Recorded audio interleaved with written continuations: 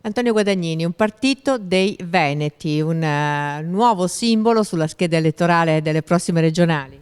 Sì, esattamente quello che faremo domani appunto è lanciare questo Partito dei Veneti con 7 eventi che faremo contemporaneamente alle 3 di pomeriggio nei 7 capoluoghi di provincia. Ci sono le pubblicità in Facebook e nel nostro sito per lanciare questo movimento territoriale. L'idea è: noi abbiamo bisogno in Veneto di un movimento territoriale che si presenta solo in Veneto per fare gli interessi dei veneti.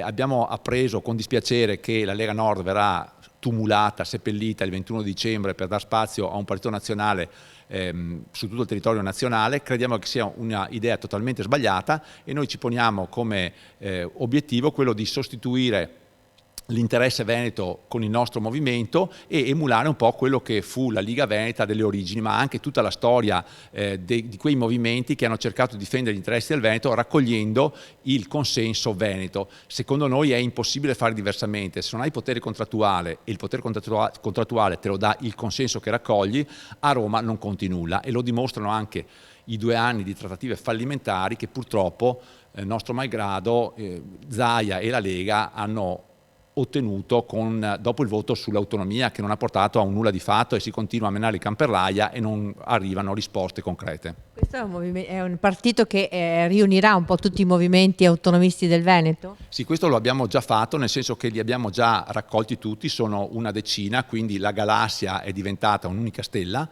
E il passo successivo è quello di inserire anche amministratori. Abbiamo presentato la candidatura del sindaco di Santa Maria di Sala, comune di 18.000 abitanti, che ha accettato di correre per il Partito dei Veneti. Ne presenteremo delle altre, perché la seconda gamba è quella della concretezza, del sapere amministrare, che ti viene dato soltanto dai sindaci. Attenzione al territorio, conoscenza delle problematiche, e quindi schiereremo anche molti amministratori locali. Il modello di riferimento è quello della SVP, cioè il partito territoriale del Sud Tirolo, che nel corso degli anni ha costruito un modello di autonomia perfetto che dà grandi risposte al territorio. L'amministrazione funziona bene e noi abbiamo l'ambizione di emularlo e, se possibile, fare anche meglio.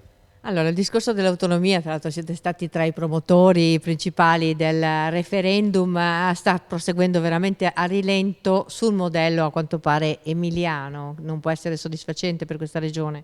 Ma forse il modello emiliano andrebbe anche bene, ma non otterremo neanche quello, nel senso che è evidente dalla impostazione dell'attuale ministro Boccia che lui ha intenzione di diluire i tempi al massimo per arrivare a trattare cose serie, forse a fine legislatura, ma neanche lì. Cioè, l'idea di fare una legge quadro per dare l'autonomia al territorio è una contraddizione in termini. L'autonomia è capacità di governarsi da solo. Non ho bisogno della legge quadro di Roma, che tra l'altro non è prevista neanche dalla Costituzione.